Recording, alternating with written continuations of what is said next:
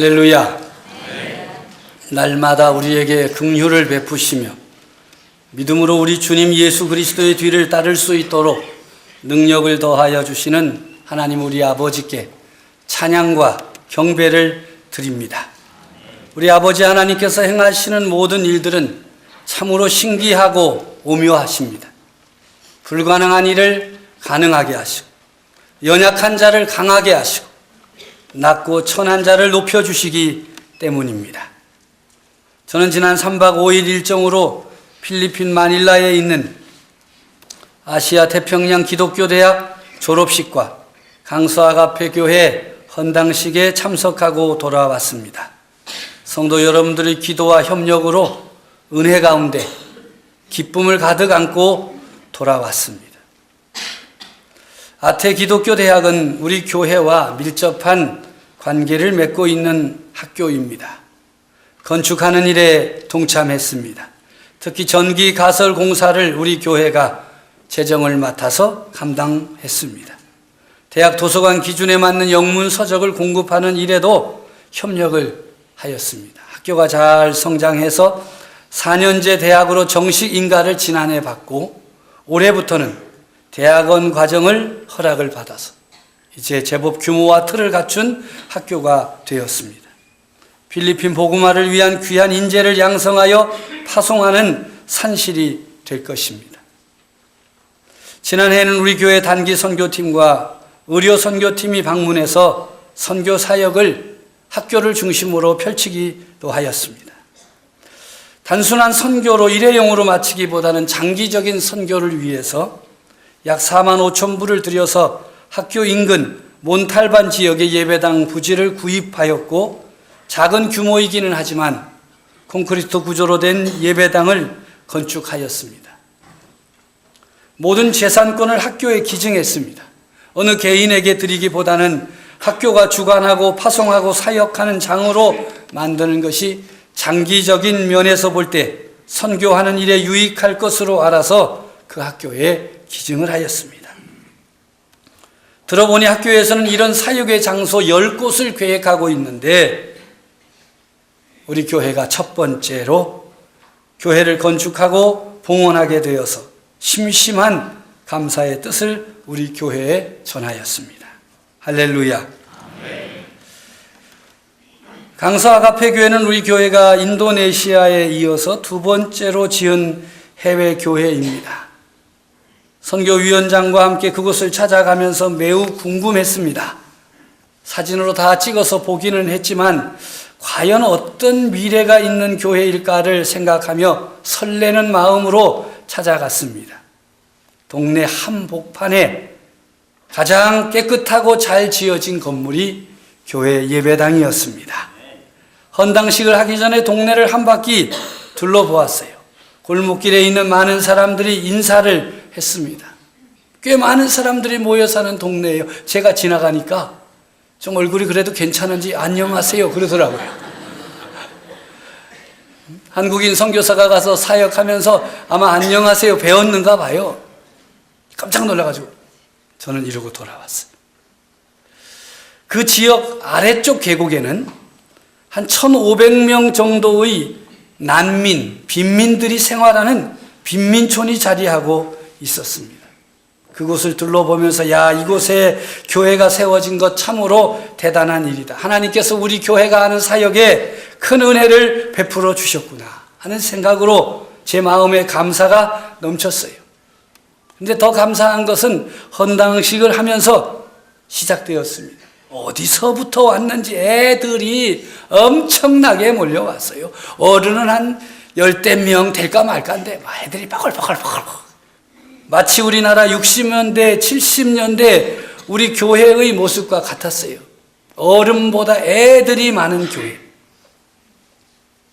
비전이 보이고 희망이 보이고 또 이 귀한 사역에 쓰임받게 된 것 참으로 감사하고 행복하다는 생각으로 하나님께 감사를 드렸습니다. 우리 교회의 사역의 장이 더욱 넓어졌습니다. 이제 예배당 지어놨으니까 그곳에서 하는 사역 도와달랄 건 불보듯이 뻔한 일입니다. 여러분 기도하고 이 귀한 사역에 참여하십시오. 또 그곳에서는 초등학교는 졸업했는데 더 공부하지 못한 사람들이 많이 있어요. 집안에 애들이 많다 보니까 초등학교까지는 의무교육으로 가는데 중고등학교를 못 가는 거예요. 근데 중고등학교가 4년이에요, 4년. 그리고 검정고시 하는 애들이 10대 명 모여와 있어요. 그 아이들에게 처음에는 검정고시 가르친다고 했다가 조금씩 복음도 전하고 교회가 굉장히 청년들이 있고 희망이 있는 교회가 되었습니다. 이번 졸업식에 우리 교단의 총회장님이 그 대학 졸업식에 참여를 하셨어요. 그래서 제가 또 우리 정 씨라고 제가 좀 꼬였습니다. 총회장님, 여기까지 오셨는데 우리 헌당식 하는 교회도 가시지요. 할 일도 없으시지 않으십니까? 비행기 탈 때까지 시간이 있으니까 모셔가지고 갔어요. 근데 그 총회장님이 얼마나 기가 막힌 설교를 하셨는가 하면 제가 기억하기에 참 은혜가 됐어요. 그건 무슨 설교인가 하면 마가의 다락방, 그 120명 들어가는 작은 다락방에 성령님 임하시고 역사가 일어나서 전 세계로 복음이 퍼지지 않았느냐. 지금 우리 눈에 보기에는 이 예배당이 조그맣고 그저 있는 건 애들만 뽀글뽀글 되지만 하나님의 역사가 능력이 이곳에 임하시면 얼마나 큰 역사가 일어나겠느냐. 믿고 기도하라. 제가 아멘 아멘 했어요.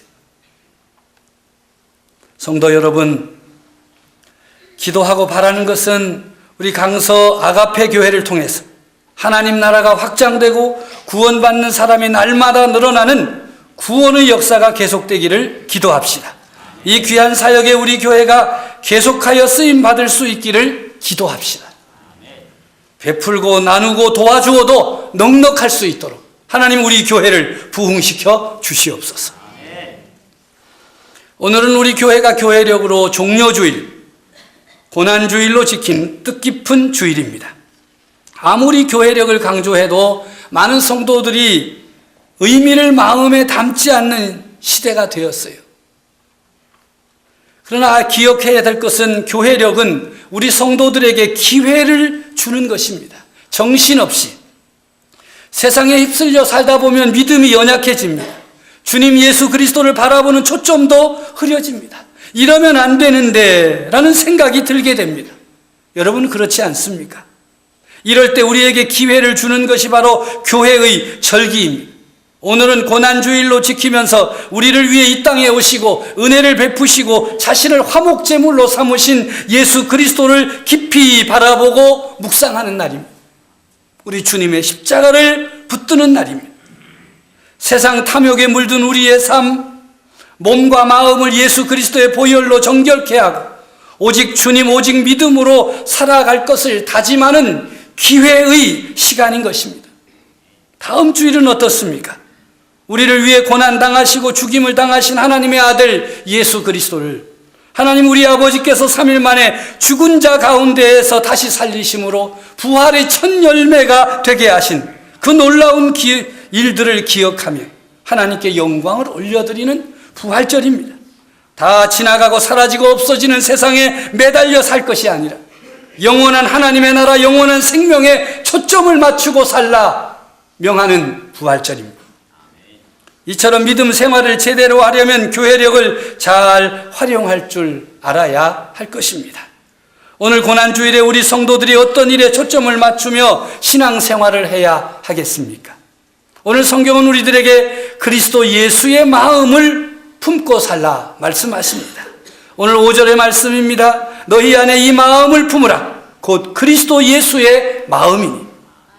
그리스도 예수의 마음을 품는 일이 바로 고난주간에 성도들이 품어야 할 마음인 것입니다. 그리스도 예수의 마음이란 무엇입니까?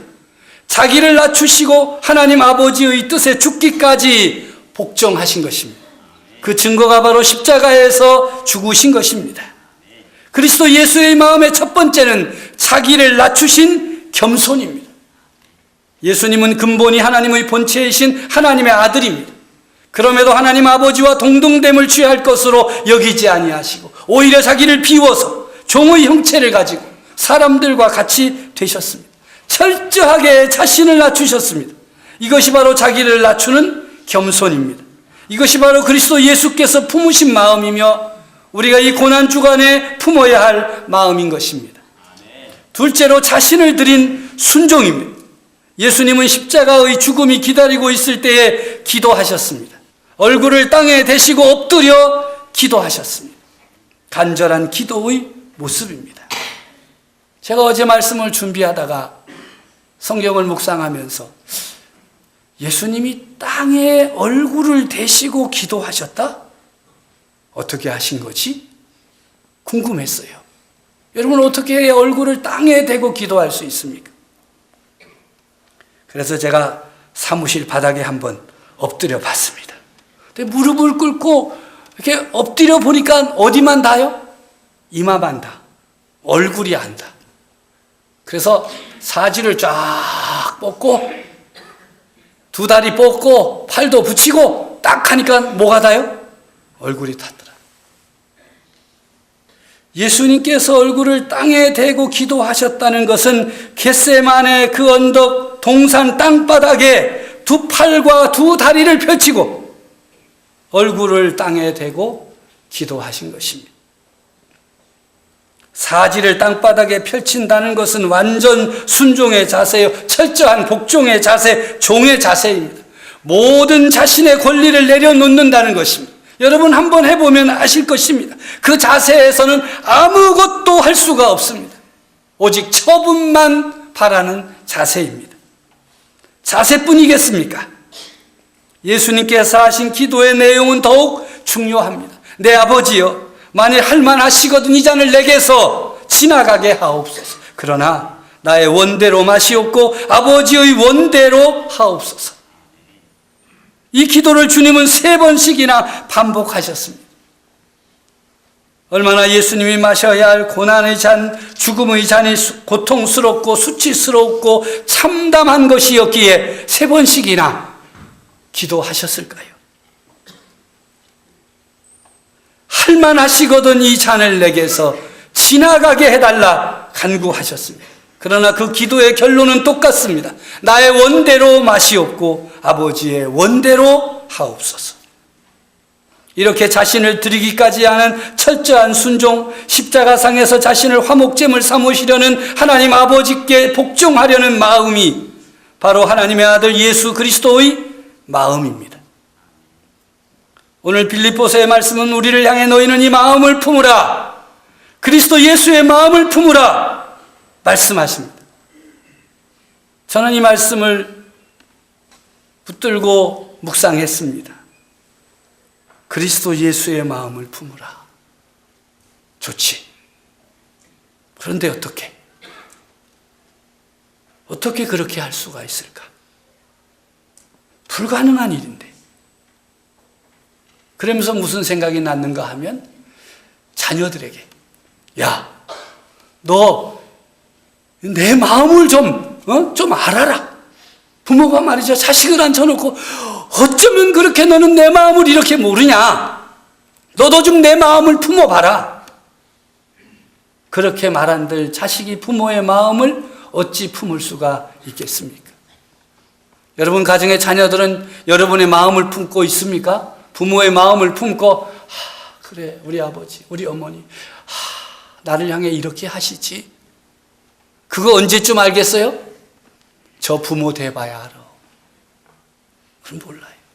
아니 부모 돼도 자기 부모의 마음은 따라갈 수가 없어요. 자식을 향한 부모의 마음은 알지만 자기 부모의 마음은 알 수가 없어요. 또 그렇게 요구해도 안 되잖아요. 자녀 키우면서 야, 너 내가 얼마나 하는지 너를 향한 마음이 얼렀든지 다 알아야 되고 이 마음 너 품어야 된다. 그래도 안 되잖아요.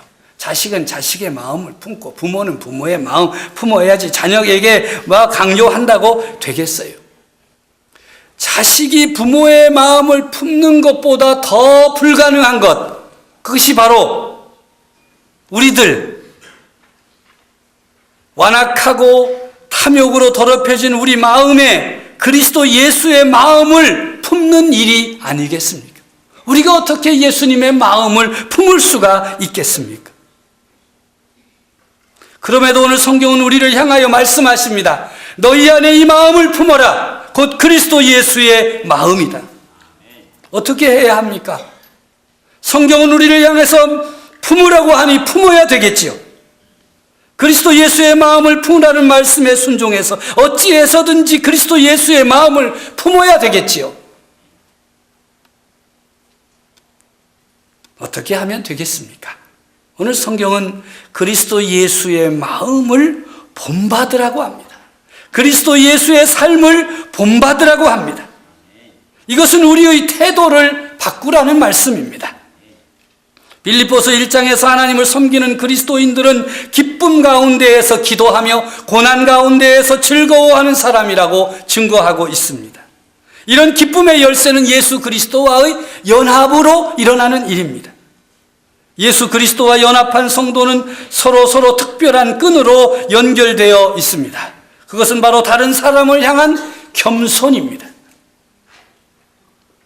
오늘 본문 빌립보서 2장 1절 이하의 말씀을 보면 그러므로 그리스도 안에 무슨 권면이나 사랑의 무슨 위로나 성령의 무슨 교제나 긍휼이나 자비가 있거든 마음을 같이하여 같은 사랑을 가지고 뜻을 합하며 한 마음을 품어 아무 일에든지 다툼이나 허영으로 하지 말고 오직 겸손한 마음으로 각각 자기보다 남을 낮게 여기고 각각 자기 일을 돌볼 뿐더러 또한 각각 다른 사람들의 일을 돌보아 나의 기쁨을 충만하게 하라.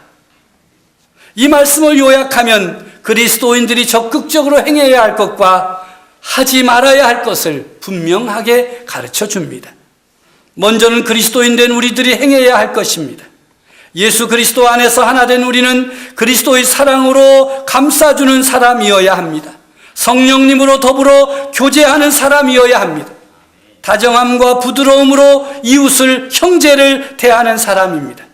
이런 그리스도인들은 마음을 같이하고 같은 사랑을 갖고 뜻을 합하며 한 마음을 품게 되는 것입니다. 반면에 성도들이 하지 말아야 할 것, 피해야 할 것이 있습니다. 아무 일에든지 다툼이나 허영으로 하지 말라는 말씀입니다. 사랑 안에서 하나가 된다는 것은 다툼이나 허영이 저들의 삶에 설 자리가, 끼어들 자리가 없다는 뜻입니다. 왜냐하면 다툼이나 허영은 사랑이 아니라 교만으로부터 오는 것이기 때문이죠. 교만의 반대가 겸손입니다. 그래서 3절 말씀에 아무 일에든지 다툼이나 허영으로 하지 말고 오직 겸손한 마음으로 각각 자기보다 남을 낮게 여기라고 하십니다. 여기서 주목해야 할 것은 겸손의 태도입니다. 나 자신을 다른 사람보다 낮추는 것이 겸손이 아니라 나보다 다른 사람을 높이는 것을 겸손이라고 말씀하고 있습니다. 나를 낮추는 일도 어렵지만 더 어려운 것은 남을 나보다 높이는 것입니다. 그렇지 않습니까, 여러분? 삶을 살면서 여러분 자신을 여러분이 낮추면 돼요. 제가 뭘 하겠습니까? 숨으면 돼요. 다 깔아앉을 수 있어요. 그런데 거의 불가능한 일은 뭡니까? 상대방을 칭찬하고 높여주는 것입니다. 이건 아주 힘써야 돼요. 그냥 자기를 낮추려면 힘만 빼면 돼. 그런데 남을 높이는 겸손은 힘을 써야 되는 것입니다. 말해야 되고 표현해야 되고 인정해야 되고 격려해야 되고 칭찬해야 되고 높여야 되는. 오늘 성경은 뭐라고 말씀하십니까? 오직 겸손한 마음으로 각각 자기보다 남을 낮게 여긴다. 이게 아니라 높이는, 남을 낮게 여긴다. 그게 겸손이라는 거예요. 주님은 높아지실 곳이 없기 때문에 자기를 낮추시는 겸손을 택했다면 우리는 상대방을 우리보다 높여야 된다. 다른 사람을 높인다는 것은 그 사람을 돌보는 것이요 그의 짐을 져주는 것이요 사랑의 법을 완성하는 것입니다. 갈라디아서 6장 2절에 너희가 짐을 서로 지라 그리하여 그리스도의 법을 성취하라 완성하라 말씀하십니다. 다툼이나 허영은 어떤 사람에게서 나타납니까?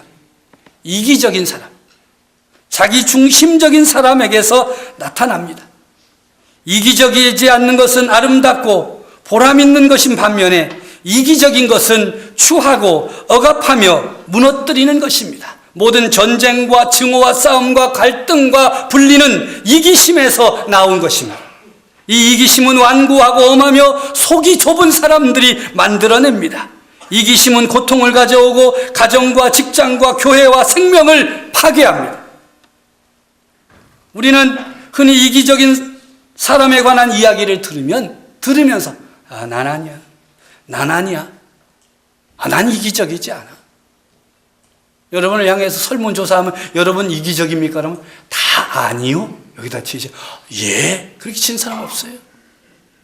왜? 이기적인 말을 듣기 싫어해요. 그게 나쁘다는 걸 알아요. 그러면서 이기적으로 살아요. 지금 이기적이라는 말을 듣는 것조차 불쾌하지 않습니까? 왜 나는 이기적인 사람이 하는데 왜 나를 쳐다보고 이기적으로 살지 말라고 항의하고 싶지는 않습니까? 이기심은 나 먼저 때문에 저지르는 잘못입니다. 내가 먼저. 그래서 예수님의 마음을 본받으려는 그리스도인은 이기심과 거짓된 허영에서 벗어나기 위해 겸손의 모습을 보여주신 예수 그리스도를 깊이 묵상하고 모든 관계에 있어서 다른 사람 먼저의 방식으로 전환하여야 합니다. 그렇게 될 때 기쁨이 가득하고 하나님의 손길을 체험할 수 있습니다. 고난주간. 억지로라도 고난을 당하여야 할 주간이다. 그 뜻입니다. 예수 그리스도께서 우리를 위하여 고난당하셨습니다. 그래서 우리도 자기를 쳐서 복종시키면서 고난을 당하는 주간입니다. 그래서 한 끼씩 금식하는 사람도 있고 하루 종일 금식하는 사람도 있습니다. 성금요일에 금식하면서 주님의 겪었던 고난과 고생을 체험합니다. 저는 여러분에게 그 고난보다는 다른 사람을 여러분보다 높이는 고난을 선택하라고 말씀을 드립니다.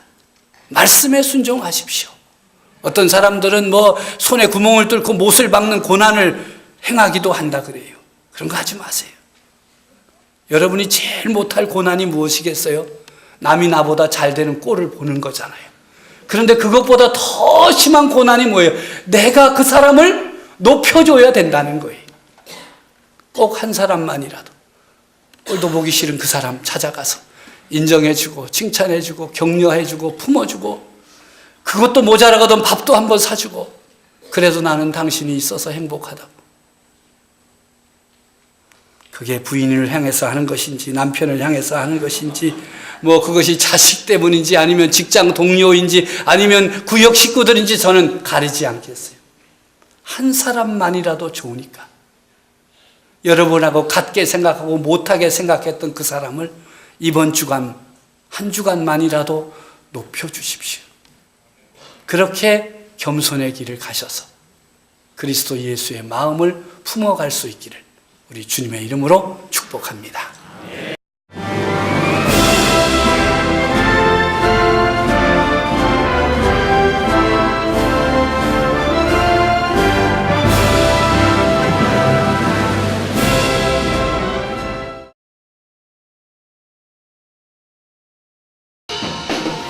제3회 CBS 전국 청소년 실용음악 콩쿠르가 5월 16일 청주 서원대학교에서 열립니다.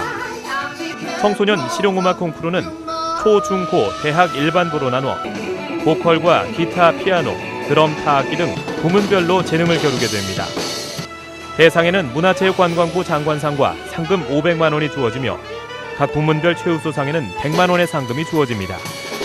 신청은 오는 4월 13일부터 27일까지며 자세한 사항은 청주 CBS 043-292국에 4100번으로 문의하시기 바랍니다. 청소년 여러분의 많은 참가를 바랍니다.